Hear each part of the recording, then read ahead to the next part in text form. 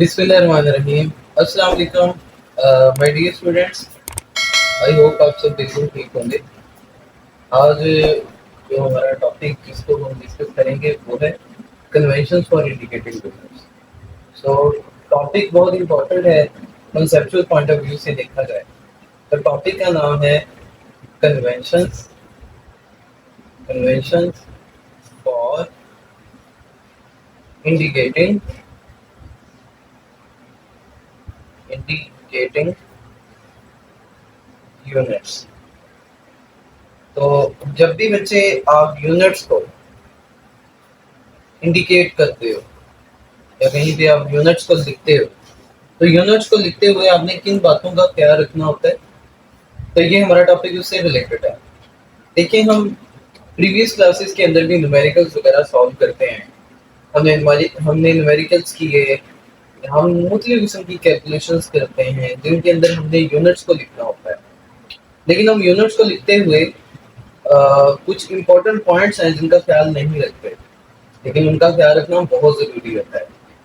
और वो पॉइंट्स क्या हैं, उनको आज हम अपने इस लेक्चर के अंदर डिस्कस करेंगे। तो वही हमारी कन्वेंशंस होंगी और इनको नेक्स्ट टाइम हमें फॉलो करना है। सबसे पहली कन्वेंशन जो है वो है हमारे पास साइंटिस्ट नेम से रिलेटेड। Scientist name. तो देखें, सम टाइम यूँ होता है कि हम जिस यूनिट को इस्तेमाल कर रहे होते हैं वो किसी साइंटिस्ट का नेम भी होता है। तो ऐसी सूरत में अगर आप उस यूनिट को कम्प्लीटली लिखना चाहते हो, तो यानी उसके अगर आप कंप्लीट स्पेलिंग्स लिखना चाह रहे हो, तो वो कभी भी आपने जो है वो कैपिटल से उसको स्टार्ट नहीं करना, उसको आपने हमेशा स्मॉल लेटर से ही स्टार्ट करना। तो यहाँ पे हम इसको मेंशन कर देते हैं, the unit name the unit name after scientist. तो यूनिट जो किसी साइंटिस्ट के नाम पे होता है, never start with capital letter. उसको कभी भी आपने कैपिटल लेटर से स्टार्ट नहीं करना। तो यूनिट जो किसी साइंसदान के नाम पे है, आपने कभी भी उसको कैपिटल लेटर से स्टार्ट नहीं करना अगर आप यूनिट लिखना चाह रहे हो। तो मैं आपको एग्जांपल देता हूँ। जैसे अगर मैं न्यूटन लिखता हूँ और मैं बात कर रहा हूँ यूनिट की, तो अगर मैं कैपिटल एन लिख देता हूँ तो इसका मतलब है ये गलत है, क्योंकि मैं यूनिट की बात कर रहा हूँ, मैं साइंटिस्ट की बात नहीं कर रहा। तो फिर अगर मैं स्मॉल एन से लिखता हूँ इसको इस तरह से न्यूटन, तो अब ये ठीक है। और उसकी रीज़न क्या है ठीक होने की, क्योंकि देखो मैं बात कर रहा हूँ यूनिट की, तो यूनिट जो है वो हमेशा स्मॉल लेटर से स्टार्ट होगा। उसके बाद जैसे जूल है, अब अगर मैं यूनिट की बात करता हूँ जूल, जो कि वर्क का यूनिट है, एनर्जी का भी यही होता है, तो अगर इसको देखो, अगर मैं कैपिटल जे से लिख रहा हूँ तो फिर ये गलत है। मुझको अगर इसको यूनिट के तौर पे मेंशन करना है तो मुझे इसको स्मॉल जे से ही लिखना पड़ेगा। तो अब ये ठीक है। नेक्स्ट बच्चे, अगर मैं बात करता हूँ यहाँ पे पास्कल की, तो पास्कल देखें, यूनिट का नेम भी है, प्रेशर का यूनिट पास्कल होता है, और as well as it is the name of the scientist also. तो अगर मैं यूनिट की बात कर रहा हूँ कैपिटल पी से लिख रहा हूँ तो फिर ये गलत है, और मैं इसको किससे लिखूंगा, स्मॉल पी से। तो स्मॉल पी से अगर मैं लिखता हूँ तो फिर ये बच्चे ठीक है। तो आई होप ये तीनों एग्जांपल्स जो हैं ये काफी हद तक आपका आइडिया क्लियर कर देंगी कि जब भी यूनिट जो है वो कैपिटल एन से अगर आप उसको स्टार्ट कर रहे हो पूरे स्पेलिंग्स के लिए तो फिर वो गलत होगा, और अगर आप पूरे स्पेलिंग लिखना चाह रहे हो ना यूनिट के, तो फिर आप उसको स्मॉल एन से स्मॉल लेटर से ही स्टार्ट करोगे। जैसे न्यूटन को स्मॉल एन से, जूल को स्मॉल जे से, और पास्कल को अपने स्मॉल पी से शो किया। तो ये पहली कन्वेंशन है जो साइंटिस्ट के नेम से रिलेटेड है। इसकी जो दूसरी कन्वेंशन जो साइंटिस्ट के नेम से रिलेटेड बनती है हमारे पास,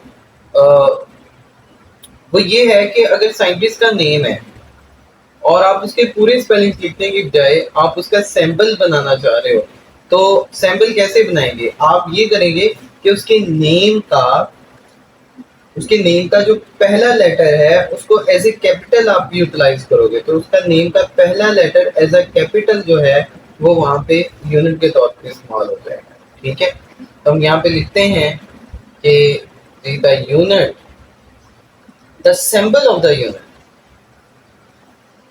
जो सिंबल होगा ऑफ द यूनिट, तो बच्चे जो यूनिट का सिंबल होगा, ठीक है, the symbol of unit after the name of scientist, the name of scientist, जो किसी साइंसदान के नाम पे, after the name of the scientist has its first letter as capital, its first letter as capital, तो उसका पहला लेटर है capital. तो आई होप आपको ये क्लियर हो गया होगा, लेकिन मजा तब आएगा जब आप इसकी एग्जाम्पल को देखोगे। देखिए मैं बात करता हूँ न्यूटन। न्यूटन, अब देखें साइंसदान का नाम और यूनिट का नाम लिख लो, तो अगर इसको मैं इस तरह से न्यूटन लिखूं यूनिट के तौर पे तो फिर ये गलत है, और अगर फिर मैं इसको स्मॉल एन से लिखता हूं, इसका मतलब मैं यूनिट की बात कर रहा हूं, तो फिर ये ठीक है। अब ये ठीक है, लेकिन अगर मैं इसका इतने ज्यादा स्पेलिंग लिखने की बजाय अगर मैं इसका सैंपल बनाऊं, तो सैंपल में अगर मैं इसको जस्ट कैपिटल एन लिख दूं, इसके नेम का पहला लेटर एज ए कैपिटल मैंने यहाँ पे इस्तेमाल कर लिया, तो इट्स मीन कि अब ये इसका जो है सैंपल बन गया। और इस तरीके से बच्चे आपने सैंपल को मेंशन करना होता है। नेक्स्ट देखें, अगर मैं बात करता हूँ बच्चे यहाँ पे जूल की, तो अगर हम जूल की बात करते हैं तो उसको अगर मैं कैपिटल जे से लिख रहा हूँ तो ये गलत है, ठीक है, क्योंकि मैं यूनिट की बात कर रहा हूँ, साइंटिस्ट के नेम की बात नहीं कर रहा, तो फिर ये गलत है। और अगर इसको मैं स्मॉल जे से लिखता हूँ देन दिस मीन्स कि ये ठीक है।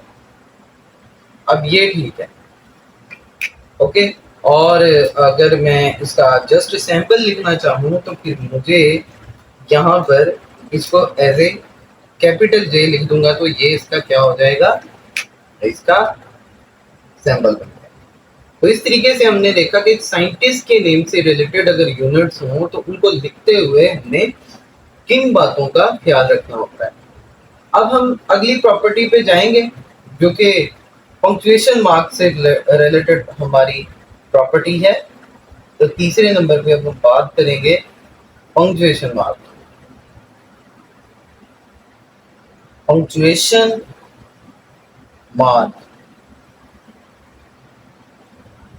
पंक्चुएशन मार्क मतलब फुल स्टॉप, कॉमा, हाइफन, इस तरह के जो पंक्चुएशन मार्क्स होते हैं ये यूनिट्स में नहीं लिखा जाते, इनको आप यूनिट्स में नहीं लिखते, ये अगर इनको लिखते हो तो आपका यूनिट गलत हो जाएगा। तो हम ये कहेंगे कि punctuation marks are not allowed, ये अलाउड नहीं होते। तो हम यहाँ पे ये मेंशन करेंगे कि पंक्चुएशन मार्क्स जो होते हैं, punctuation marks are not allowed, are not allowed. जो पंक्चुएशन मार्क होते हैं बच्चे वो अलाउड नहीं होते। मिसाल के तौर पे अगर मैं यूं लिखता हूँ, मैं लिखता हूँ न्यूटन मीटर और साथ में लिख देता हूँ डॉट, तो फिर ये गलत होगा। और इसी तरह से अगर मैं लिखता हूँ सेंटीमीटर और साथ में कॉमा डाल देता हूँ, या फिर मैं लिख देता हूँ यहाँ पे किलोमीटर और नेक्स्ट मैंने आगे हाइफन लिख दिया।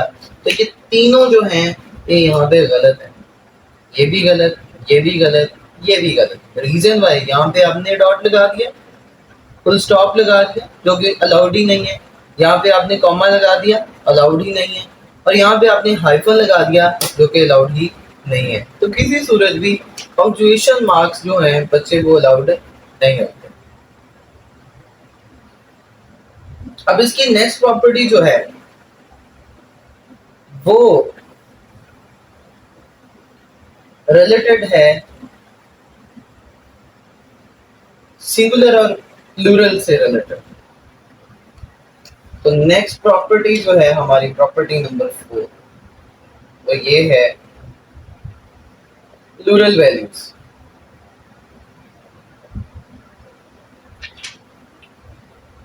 Plural values of unit. तो क्या प्लूरल वैल्यूज यूनिट्स के ऊपर कोई असरअंदाज होंगी, उस पर कोई असर डालेंगी? तो इसका आंसर है बिल्कुल भी। अगर आप कहीं लिख रहे हो ना 1 किलोग्राम, अब लिख रहे हो जी 1 किलोग्राम लिख रहे हो, और फिर आप कहते हो भी 5 किलोग्राम अब मैंने लिखना है, तो आप 5 और साथ में आप किलोग्राम की बजाय इसको किलोग्राम्स कर दोगे तो ये ज्यादा है, तो फिर ये गलत है। वजह क्या है?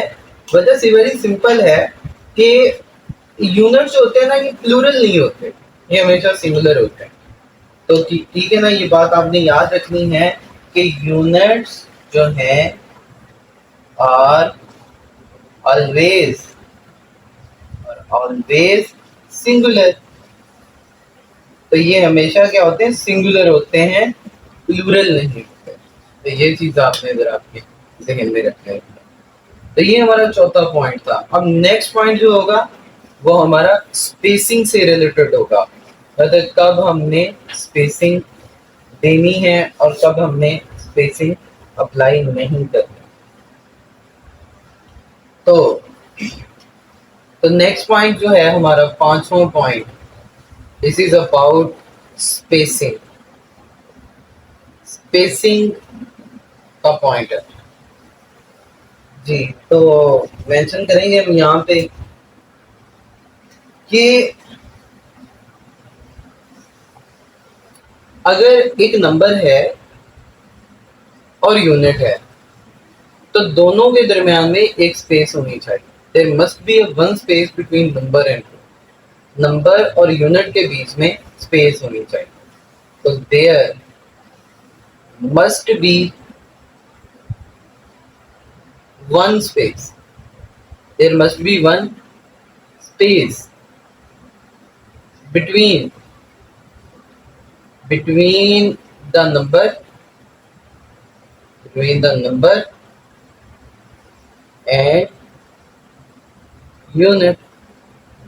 तो जो नंबर और यूनिट होता है इनके बीच में बेटा एक स्पेस होनी चाहिए। मिसाल के तौर पे अगर मैं बात करता हूँ ये कि मैंने लिखा जी 5 और साथ में मीटर लिख दिया, और जबकि एक दफा मैं लिखता हूँ 5 और साथ में थोड़ा सा फासले पे मीटर लिख देता, तो इसमें ये गलत है। क्यों? क्योंकि स्पेस नहीं है बीच में। और ये ठीक है, देखें क्यों? क्योंकि नंबर और यूनिट के बीच में स्पेस है। तो याद रखना there must be a space, हमेशा एक स्पेस लिखोगे आप। कहाँ? नंबर और यूनिट के बीच। जैसे मैं यहाँ पे एक और नंबर लिखता हूँ, ये देखें, जैसे ये है 8 मिलीमीटर। 8 मिलीमीटर साथ में मिला के लिख देते हैं इस तरह से। अब ये देखो ये गलत है। वाई? क्योंकि नंबर और यूनिट में स्पेस नहीं है। लेकिन अगर आप यूं लिखते हो 8 और मिलीमीटर यूं लिखते हो तो बताओ कौन सा ठीक है और कौन सा गलत? तो देखो ये गलत है और ये वाला ठीक। तो ये जरा आपने ध्यान में रखना है। There must be a space between number and unit. Next बच्चे हम जिस पॉइंट की बात करेंगे वो है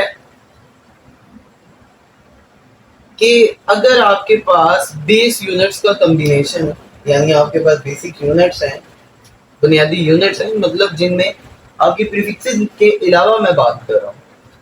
तो प्रीफिक्सेस के अलावा जब भी आपके पास यूनिट्स होंगे तो उनके दरमियान में स्पेस होगी, यानी न्यूटन मीटर। अब देखो न्यूटन भी यूनिट है, मीटर भी यूनिट है, तो दोनों के बीच में स्पेस लिखोगे जब भी आप इनको लिखोगे तो there must be a space between the combination of these units, ठीक है। या यूं लिख दो द कॉम्बिनेशन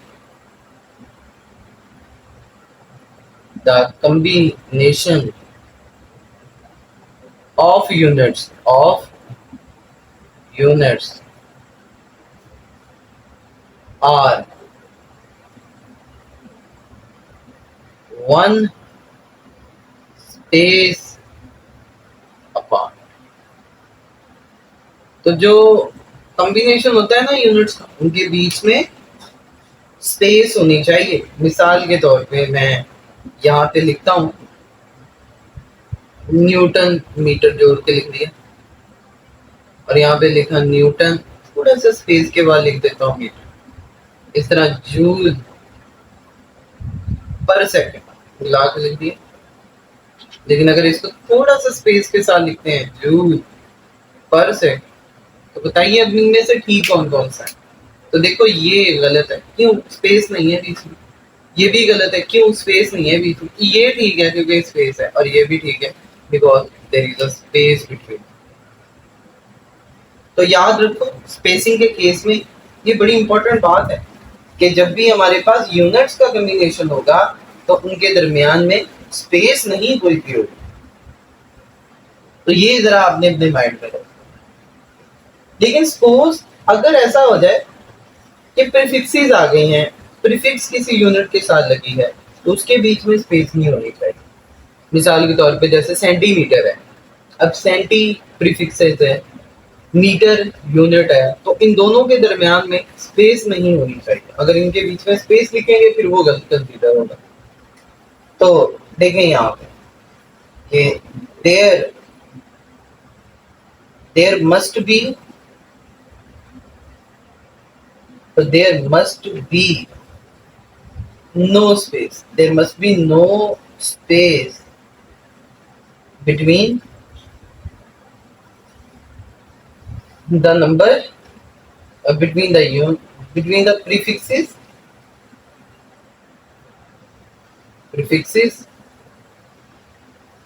and the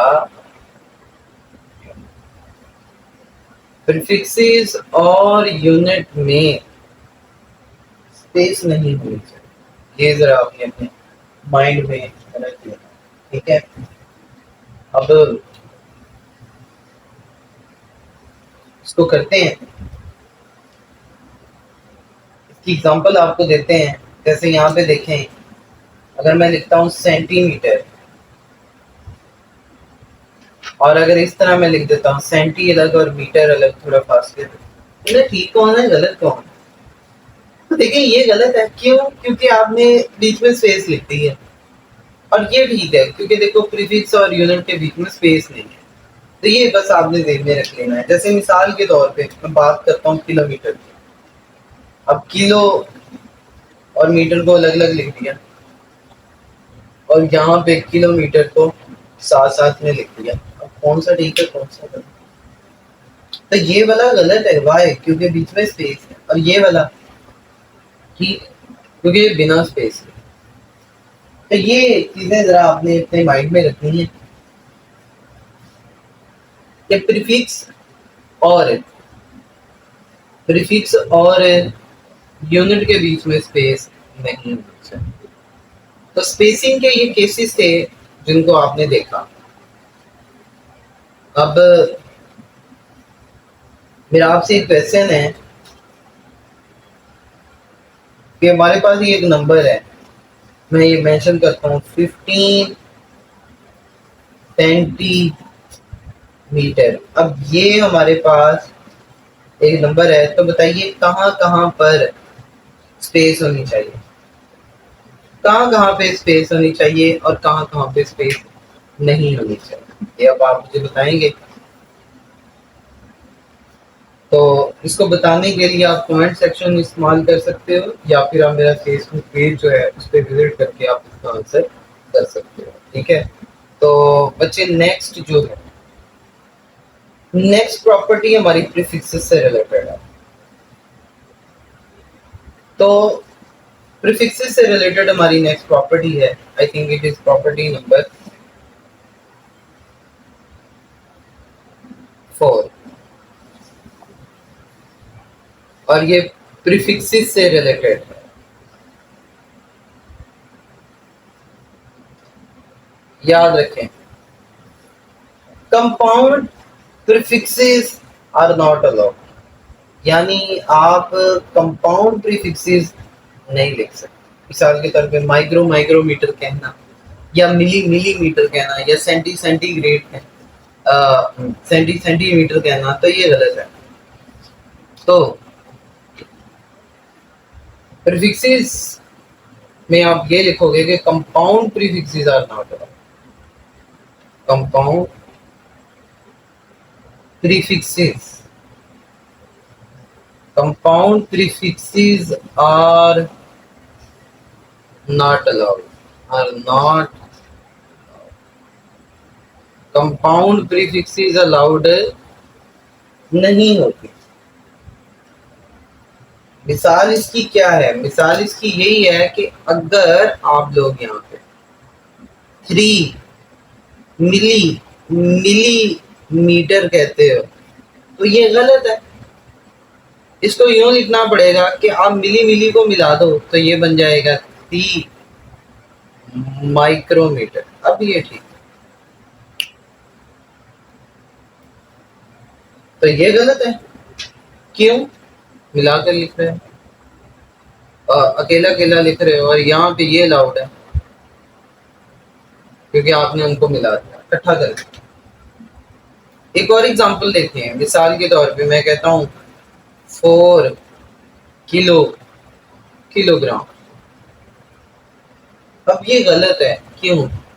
क्योंकि यूं कहना कि 4 किलो होता है मेगाग्राम, तो ये लिखना सही, तो ये कहना गलत है और ये कहना तो कंपाउंड प्रीफिक्सेस अलाउड नहीं। अब हमारी नेक्स्ट प्रॉपर्टी जो है वो है साइंटिफिक नोटेशन या स्टैंडर्ड फॉर्म से रिलेटेड। स्टैंडर्ड फॉर्म, इससे रिलेटेड बच्चे हमारी नेक्स्ट प्रॉपर्टी है। जब भी आपने नंबर्स को 10 की पावर में लिखा हो यानी स्टैंडर्ड फॉर्म में लिखा हो और उसके साथ प्रीफिक्सेस भी आ जाएं तो आपने 10 की पावर और प्रीफिक्स को सॉल्व करना है। ठीक है, यानी यहाँ पे हम यूं लिख सकते हैं the power of 10, the power of 10 जो 10 की पावर है, एंड प्रीफिक्सेस, एंड प्रीफिक्सेस, और जो प्रीफिक्सेस हैं आर सॉल्व्ड टुगेदर। तो आपने एक साथ क्या करना है? सॉल्व करना। 10 की पावर और प्रीफिक्सेस को आपने एक साथ जो है सॉल्व करना है। मिसाल इसकी ऐसे है बेटा, उसकी एग्जांपल यूं है कि अगर ये आपके पास एक नंबर है जैसे 5 multiply by 10 raise to power 4, साथ में आप कर देते हो सेंटीमीटर, तो देखो प्रीफिक्स भी आ गई है, 10 की पावर भी आ गई, इनको इकट्ठे सॉल्व करते हैं। इकट्ठे सॉल्व कैसे करेंगे? ये देखेंगे, बन जाएगा 5 multiply by 10 raise to power 4 और सेंटी होता है ज़रा 10 रेज़ टू पावर -2। अब माइनस प्लस 4 -2, अब देखें बेस सेम है तो पावर्स क्या हो जाएंगी? Add up. तो 5 multiply by 10 raise to power 4 -2, so it is 2। तो ये बन जाएगा 5 multiply by 10 raise to power 2 metre. तो बच्चे इस तरीके से तो इस तरीके से जो है आपने प्रीफिक्स और पावर को अक्सर सॉल्व करना। अब लास्ट इसकी प्रॉपर्टी को बच्चे हम डिस्कस करेंगे और लास्ट प्रॉपर्टी जो है वो इसकी किसी मेजरिंग इंस्ट्रूमेंट से रिलेटेड, ठीक है। तो एक्सपेरिमेंटल वैल्यू से रिलेटेड है, एक्सपेरिमेंट से रिलेटेड है, एक्सपेरिमेंट्स।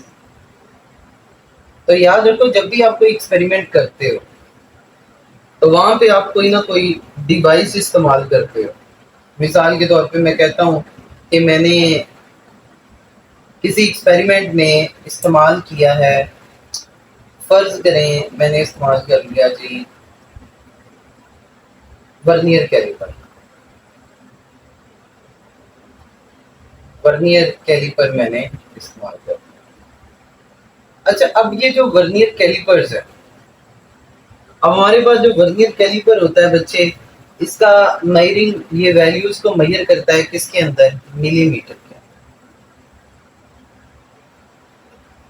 आप इसको सेंटीमीटर में भी कह लिख सकते हो, यानी इसके दो मेजरिंग स्केल होते हैं, या तो मिलीमीटर या फिर सेंटीमीटर। तो आपने जब कोई भी मेजरमेंट की तो आपने फौरन से पहले अपना आंसर जो है इन्हीं यूनिट्स के अंदर लिख लेना है।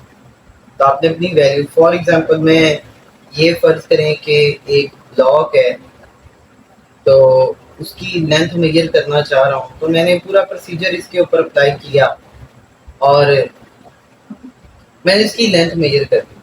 अच्छा, इसकी लेंथ मेरे पास कोई सी भी उसकी वैल्यू आ गई, मैंने फर्ज करें 1 मिलीमीटर उसकी वैल्यू आ गई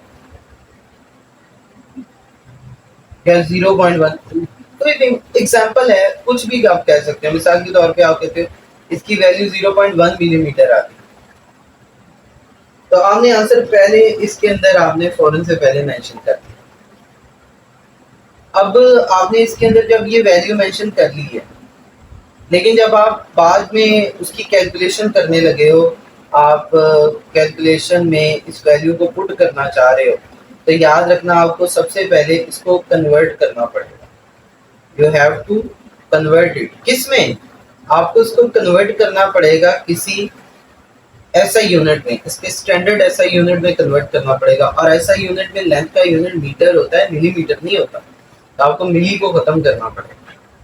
तो ये पैटर्न है कि जब भी हमारे पास अगर कोई भी डिवाइस है, तो जब हम उससे एक्सपेरिमेंट कर रहे हैं, जब हमने डाटा राइट करना है या वैल्यू राइट करनी है, उसको फौरन से पहले आपने उसी यूनिट में राइट कर लेना है जिस यूनिट में वो डिवाइस जो है वो मेजरमेंट कर रही है, लेकिन बाद में आपने फिर उसको कन्वर्ट कर लेना है ऐसा यूनिट के अंदर।